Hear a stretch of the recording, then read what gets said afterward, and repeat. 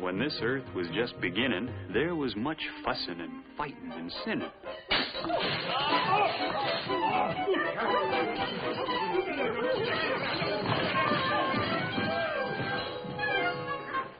Then one day a cloud appeared up in the sky, and a great heavenly voice spoke from on high.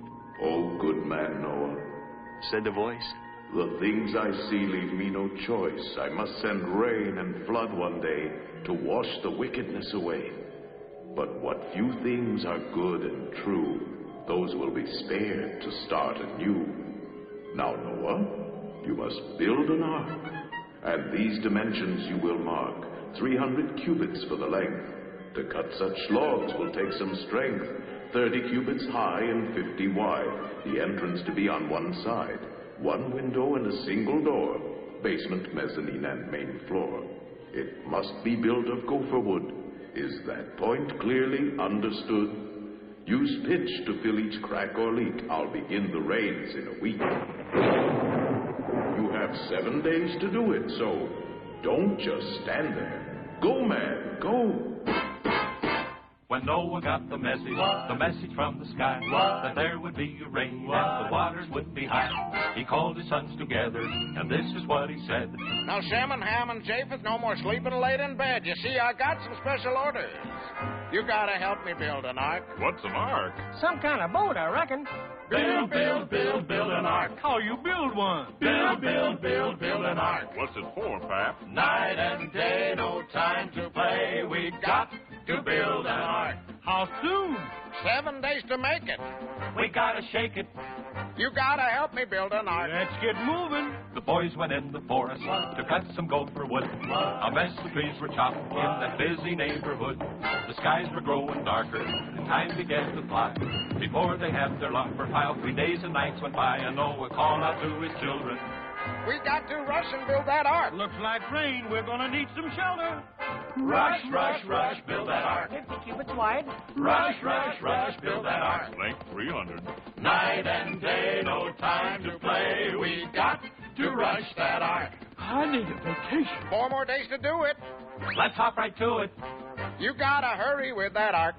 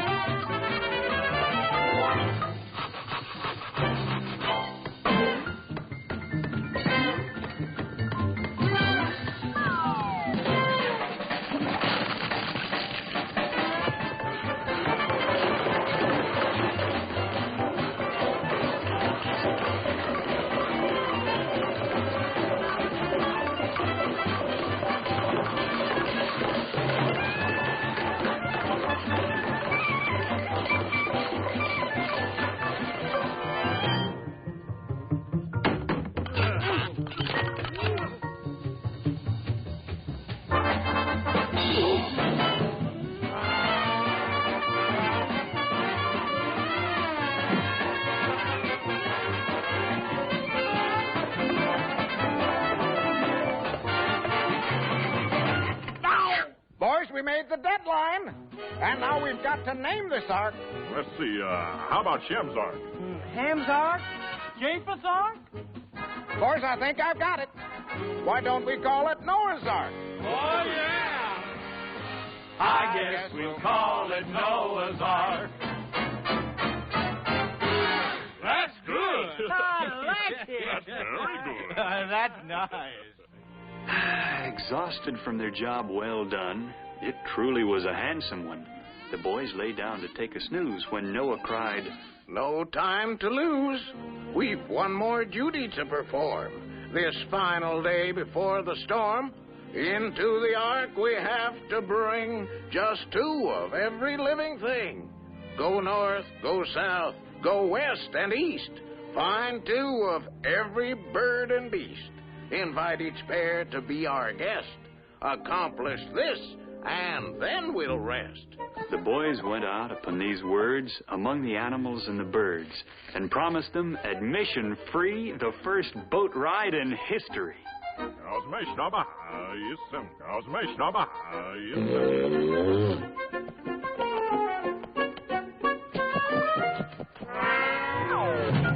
Dixon. Well, I should see none of them near, Samson. They got right open, I must. Yes, hinda. And soon a crowd began to pour across the gangplank through the door. This was the season's big affair, and all the finest folks were there. Well, the aardvark came and the antelope came. The beavers, bears, and the buffalo came to the maiden cruise of the good ship Noah's Ark. The tigers came and the elephants too. The ducks and geese and the pelicans flew to the maiden cruise of the good ship Noah's Ark. The penguins dressed in formal style. Flamingos wore their pink. The camels came in camel pile, the minks in natural mink. Then the whooping cranes gave a holler and a whoop, so pleased that they were part of the group on the maiden cruise of the good ship Noah's Ark. Noah carefully checked each guest on his list to make sure not a single one would be missed. Well, some of those guests were odd-looking critters. The way they were built would give you the jitters. There were duck-billed platypus half and halves, silly hyenas with sillier laughs, earthbound emus, hopscotching kangaroos, and the great galloping canoes came in twos. Well, the chimps and monks and gorillas walked in to say hello and how you been on the maiden cruise of the good ship Noah's Ark.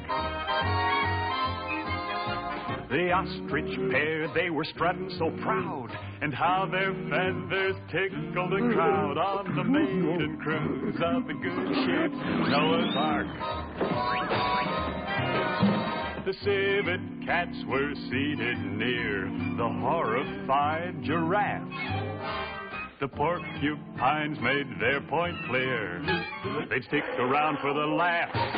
Then the lightning flashed and the folks were all thrilled. They knew the ocean soon would be filled for the maiden cruise of the good ship Noah's Ark. The yaks and zebras were last aboard the ark, and just in time, for the sky was getting dark. Then Ham, Shem, and Japheth looked terribly hurt. They hung their heads and kicked their toes in the dirt. But they were all smiles and really delighted to learn they and their wives, too, were invited.